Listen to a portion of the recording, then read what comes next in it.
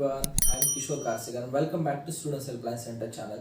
तो आज हम इस वीडियो में बात करने वाले हैं ग्रुपिंग प्रोसेस के बारे में। ये ग्रुपिंग प्रोसेस होती क्या है और कौन कौन से प्रोसेस के लिए ग्रुपिंग कंपलसरी है, इसके बारे में हम इंफॉर्मेशन लेने वाले हैं। लेकिन आगे बढ़ने से पहले मैं आपको एक इंफॉर्मेशन देना चाहता हूँ कि स्टूडेंट्स हेल्पलाइन सेंटर 2021 में जो भी IIT, NIT, triple IITs and bits ये जो एडमिशन प्रोसेस है, इसमें टोटल इन्फॉर्मेशन यूट्यूब पे पूरी इन्फॉर्मेशन देने वाला है। और नेक्स्ट स्टेट ऑफ महाराष्ट्र में जो इंजीनियरिंग एडमिशन प्रोसेस है, medical admission, B pharmacy admission, इस टोटल प्रोसेस की इन्फॉर्मेशन टोटली आपको दिस ईयर फ्री में आपको यूट्यूब चैनल पे मिलने वाली है। ठीक है, तो अगर आप इस प्रोसेस में पार्टिसिपेट कर रहे हो और हमारे थ्रू आपकी जो आपको इन्फॉर्मेशन दे रहे हैं, इसके थ्रू आपको कुछ भी बेनिफिट मिल रहा है, तो प्लीज़ हमारे चैनल आप सब्सक्राइब कीजिए ताकि आपको जो भी हम न्यू वीडियो बनाएंगे उसका पूरा अपडेट आपको मिल जाए। ठीक है, तो आगे हम बढ़ते हैं अभी ग्रुपिंग प्रोसेस के बारे में। तो पहला पॉइंट क्या है हमारा कि ग्रुपिंग होती क्या है और ग्रुपिंग के लिए कौन से सब्जेक्ट रिक्वायर्ड है। ठीक है, तो उसके बारे में हम बात करेंगे।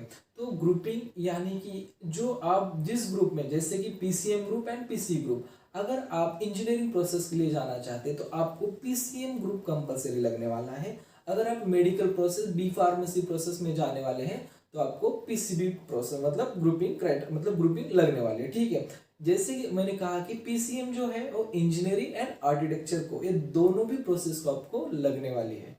ठीक है, तो अभी हम नेक्स्ट पढ़ते हैं कि ये जो ग्रुपिंग है, ये तो हो गया ग्रुपिंग सब्जेक्ट। ओके, ठीक है, ग्रुपिंग के लिए सब्जेक्ट्स कौन से लगने वाले हैं। तो अभी हम बात करते हैं नेक्स्ट कि ग्रुपिंग के लिए कितने मार्क्स रिक्वायर्ड है 2021 के प्रोसेस के लिए। ठीक है, तो अगर देखा जाए तो लास्ट 2 इयर्स जो महाराष्ट्र स्टेट का जो ग्रुपिंग क्राइटेरिया था, वो ओपन कैटेगरी के लिए था 50% एंड कैटेगरी स्टूडेंट्स के लिए था 45%।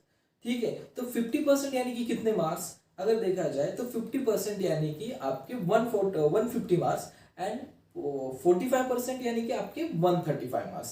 ठीक है, ओपन के लिए 150 एंड कैटेगरी स्टूडेंट्स के लिए 135। ये था 29 का ग्रुपिंग क्राइटेरिया।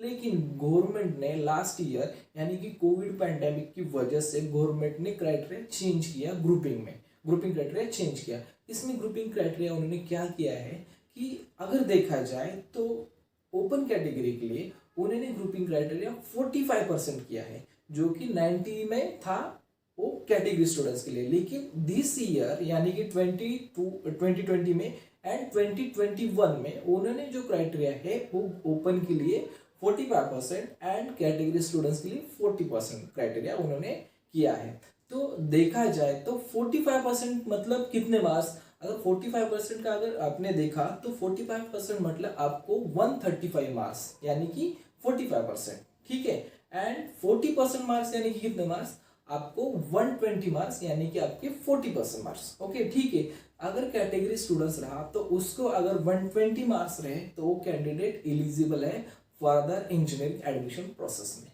ठीक है, तो इसमें और भी कुछ थोड़े से अगर जिस स्टूडेंट्स की grouping physics, chemistry and math, ये 3 सब्जेक्ट मिला के भी कंप्लीट नहीं हो रही है, तो गवर्नमेंट ने या महासिटी सेल ने आपको एक एडिशनल ऑप्शन दिया है। उसके थ्रू भी आप अपना ग्रुपिंग क्राइटेरिया चेक कर सकते हैं। कि बहुत सारे न्यू स्टूडेंट्स हैं, उनको इस प्रोसेस के बारे में पता नहीं है कि वो मैक्सिमम स्टूडेंट्स क्या कर रहे हैं कि अगर इनकेस मेरी फिजिक्स, केमिस्ट्री, मैथ में ग्रुपिंग हो गई तो मैं इंजीनियरिंग के लिए एलिजिबल है, इनकेस मेरी ग्रुपिंग नहीं हो गई तो मैं एलिजिबल नहीं है। लेकिन एक इसमें और 2 एडिशनल क्राइटेरिया है, तो मैं आपको फर्स्ट क्राइटेरिया आपको समझाता हूँ एंड नेक्स्ट और एक क्राइटेरिया उसके बारे में मैं आपको इन्फॉर्मेशन देता हूँ। तो फर्स्ट क्राइटेरिया क्या है यहाँ पे, अगर देखा जाए तो फिजिक्स, केमिस्ट्री एंड मैथ 2021 में ग्रुपिंग लगने वाली है ओपन कैंडिडेट के लिए 135। ठीक है, 135 ओपन के लिए। लेकिन किसी स्टूडेंट्स की अगर समझो फिजिक्स, केमिस्ट्री या मैथ इस सब्जेक्ट में अगर ग्रुपिंग नहीं हो रही तो क्या कर सकते हैं, जो अपना केमिस्ट्री का सब्जेक्ट है उसको स्किप कर सकते हैं, केमिस्ट्री सब्जेक्ट स्किप कर सकते हैं और उसकी जगह पे जैसे आपका वोकेशनल सब्जेक्ट है यानी कि IT, कंप्यूटर, इलेक्ट्रॉनिक्स, जो भी आपकी कॉलेज में आपको वोकेशनल सब्जेक्ट है आप यहाँ पे कर सकते हैं। उसके लिए भी रूल्स है। अगर समझो आपका वोकेशनल सब्जेक्ट 100 मार्क्स का है तो आप वहाँ के पूरे मार्क्स काउंट कर सकते हैं। इनकेस आपका वोकेशनल सब्जेक्ट 200 मार्क्स का है तो आप उसके 50% मार्क्स काउंट कर सकते हैं। एग्जाम्पल के लिए मैं आपको दे देता हूँ। अगर आपको 200 में से 160 मार्क्स अगर आपको मिले किसी सब्जेक्ट में, तो आप वहां के ओनली 80 मार्क्स यहाँ पे काउंट कर सकते हैं। ठीक है, तो 200 यानी कि 160 मार्क आप वहां पे काउंट नहीं कर सकते। मतलब 200 में से अगर 160 मिले आपको, तो 160 काउंट नहीं कर सकते, वहां पे आपको 50% काउंट करना पड़ेगा। वो 50% मार्क यानी कि 80 marks, then physics marks and mathematics divided by 3। ठीक है, ऐसे ही आपकी 45% अगर ग्रुपिंग होती है तो आप इस प्रोसेस में एलिजिबल है। ठीक है, तो हम नेक्स्ट मतलब जो क्राइटेरिया है ग्रुपिंग का उसके बारे में बात करेंगे। तो बहुत सारे ऐसे स्टूडेंट्स हैं कि उनकी अगर ग्रुपिंग देखा जाए तो इतनी ग्रुपिंग कम होके भी उनकी ग्रुपिंग के लिए थोड़ा सा प्रॉब्लम आता है कि जैसे किसी स्टूडेंट्स की 1 मार्क्स से 2 मार्क्स से ग्रुपिंग नहीं होती, तो उन स्टूडेंट्स को घबराने की कुछ जरूरत नहीं है। पहले वो क्या करिए आप कि आपकी जो ग्रुपिंग है तो फर्स्ट कितनी होती है काउंट कीजिए और उसको आप डिवाइडेड बाय 3 कीजिए। ठीक है, अगर आपने ग्रुपिंग डिवाइडेड बाय 3 करने के बाद अगर आपकी ग्रुपिंग जैसे ओपन के लिए 45% है, तो उस केस में अगर आपकी ग्रुपिंग 44.50 के अगर आगे होती है तो आप इस प्रोसेस में एलिजिबल है। तो अगर जिस स्टूडेंट्स की 44.50 के नीचे ग्रुपिंग है तो वो कैंडिडेट एलिजिबल नहीं है, क्योंकि सीईटी सेल का एक रूल है, जिस स्टूडेंट्स की ग्रुपिंग 45.50 के आगे है उनका परसेंटेज अराउंड 45 ही कंसीडर किया जाएगा। अगर जिस स्टूडेंट्स की ग्रुपिंग 45.50 के नीचे है तो उनकी 44% कंसीडर कर जाए। ये सीईटी सेल का क्राइटेरिया है।